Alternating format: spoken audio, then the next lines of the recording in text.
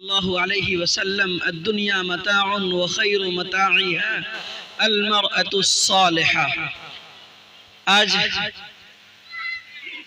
हमारे रफ़ीक़ दर्स हज़रत मौलाना मुफ्ती काजी मुजीबुर रहमान साहब कासमी ने जो बात कह दी कि खुशी भी है गम भी है। खुशी इस बात की है कि हमारे साथी आए हैं, गम इस बात का है कि जल्द ही जाने वाले हैं। मैं उसी को दोहराता हूँ। खुशी मेरे लिए है कि आज 25 साल पर मेरे रफ़ीक़ दर्स से मेरी मुलाकात हुई है। गम इस बात का है कि ये रफ़ाकत अभी स्टेज पे देर तक नहीं रहने वाली है। लेकिन बहरहाल गम ज्यादा सहने पड़ते हैं इस दुनिया में, खुशी के मौके कम मिलते हैं। मेरी जिंदगी का तो तजर्बा यही है। आप लोगों को खुशियां ज्यादा मिलती हो, गम कम मिलते हो तो वो आपकी जिंदगी होगी। मेरा मामला उल्टा है। कदम कदम पे गमों से गम मुझे निढाल करते हैं और खुशियों के मौके बार बार नहीं कभी कभार मिलते हैं। मैं आज बड़ा एहसानमंद हूं अपने रफ़ीक़ दर्स का कि उन्होंने मुझे याद किया। और जब मुजीब भाई ने ये कहा कि मुफ्ती अब्दुल रशीद और मुफ्ती अतहर दोनों खैर, और खाना खिलाने के लिए कोई साथी नहीं था, खाना बनाने के लिए हम लोगों के पास वक्त भी नहीं था कि दारुल में दाखिले के लिए तैयारी करनी थी, मेहनत करना था।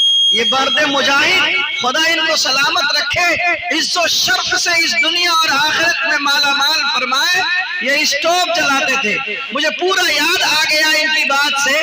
वो पीतल का स्टोव होता था, ये किरासन लाते थे, डालते थे, बर्नर लाते थे, पिन लाते थे, सबको साफ करते थे, पतीली धुलते थे, गोश्त लाते थे, चावल लाते थे, और चावल में कम वक्त में खाना पके, गोश्त और चावल और आलू और लंबी लंबी मिर्च काट काट के, तहारी जिसे कहते हैं, मुझे भाई पका लिया करते थे। सुबह में भी खिलाते, दोपहर में भी खिलाते और रात में भी खिलाते।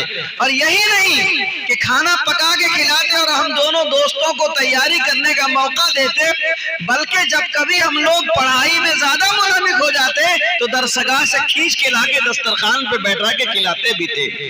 और इसके बाद मजीद ये एहसान कि अगर लेट हो जाता था, कुछ हो जाता था या झुंझुला जाते थे तो सर पे प्यार का हाथ रख करके अपने बड़ेपन का सबूत भी पेश किया करते थे।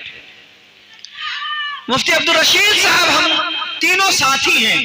दारुल देवबंद में हम लोग एक दस्तरखान पे पढ़े, खाए, पिए और अपने वक्त को बर्बाद अल्हम्दुलिल्लाह हम तीनों में से किसी ने नहीं किया।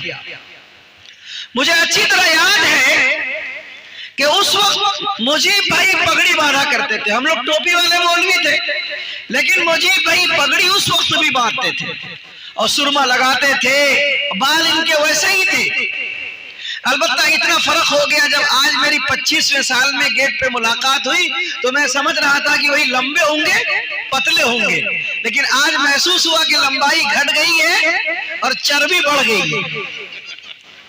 बिलाशुबा ये जो चर्बी बढ़ी है, ये आप हजरात की दुआओं का असर है।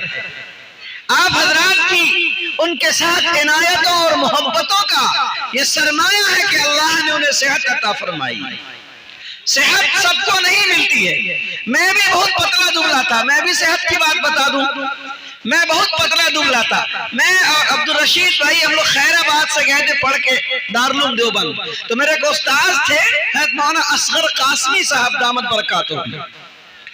मुझसे खैराबाद में बहुत ज्यादा मोहब्बत करते थे, तो मेरे कमरे होके उनका जो क़यामगाह था वहां वो तशरीफ ले जाया करते थे। तो एक दिन ऐसा हुआ कि मगरिब की नमाज के बाद, जुमेरात का दिन था, अंजुमन खत्म हो गई थी और हम कमरे में बैठे हुए थे। मौलाना तशरीफ लाए और आकर के मेरे रूम में लेट गए। कहने लगे कि अतहर चलो पाँव दबाओ। तो मुझे उस दिन पता नहीं क्यों शरारत सूझी कि आज कुछ ऐसा काम करना है कि कुछ उल्टा पलटा काम हो जाए।